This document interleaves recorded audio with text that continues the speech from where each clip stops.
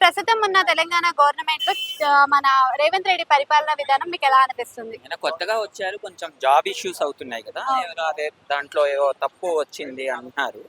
వాళ్ళు అప్పుడు ఎవరైతే సపోర్ట్ చేశారో అప్పుడు కాంగ్రెస్ కి వాళ్ళు చాలా ఫీల్ అవుతున్నారు. జాబ్స్ అనేది ఏవో కొంచెం మిస్లీడ్ అయ్యాయి, ఈ జాబ్స్ కి లోకల్ అయితే ఏదో అన్యాయం జరిగింది అంటున్నారు.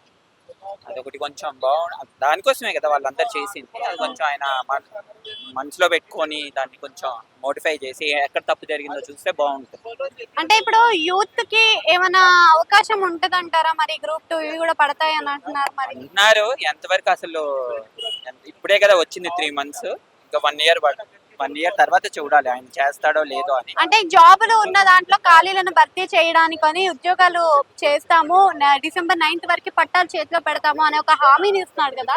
అంటే ఏ కాన్ఫిడెంట్ తో ఇవ్వగలుగుతున్నాడు అనుకోవచ్చు?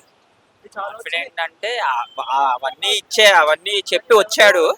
మరి ఇక్కడ ఖజానా ఎలా ఉందో చూడాలి కదా, స్టేట్ ఖజానా కూడా. అవన్నీ అయితే ఇచ్చేసాడు. మరి స్టేట్ ఖజానా మనీ ఉందో లేదో చూసుకోకుండా ఇచ్చేసాడు. ఇప్పుడు అది ఒకవేళ ఇవ్వలేకపోతే జనాలు ఇంకా బీజేపీని సపోర్ట్ చేస్తారు. అయితే ఇప్పుడు హైడ్రా అని ఒక సిస్టమ్ ని తీసుకొచ్చారు కదా, ఇందులో పేదవాళ్ళకి కూడా 40 లక్షలు పెట్టి ఇన్వెస్ట్మెంట్ చేసి హోటల్స్ పెట్టుకునే వాళ్ళకి కూడా కూల్చివేయడం జరిగింది. కూల్చేశాడు. కూల్చే ముందు వాళ్ళకి నోటీస్ ఇచ్చి అక్కడ చాలా ఖాళీలు ఉన్నాయి. గవర్నమెంట్ హౌసెస్ కట్టారు కదా, అది చాలా ఖాళీగా ఉంది. వాళ్ళకి నోటీస్ ఇచ్చి ముందు అవి ఇందిరా గాంధీ హౌసెస్ అని కేటీఆర్ కట్టించాడు కదా, అవన్నీ చాలా ఖాళీగా ఉన్నాయి. ముందు వాళ్ళని షిఫ్ట్ చేసి కూలిస్తే బాగుండేది. ఎందుకంటే వాళ్ళ తమ్ముడు ఎవరో ఉన్నారన్నారు, వాళ్ళకోమో నోటీస్ ఇచ్చి కూల్చాడు. కొంతమందికి నోటీస్ ఇచ్చి కూల్చాడు, కొంతమందికి నోటీస్ ఇవ్వకుండా కూల్చడం తప్పది.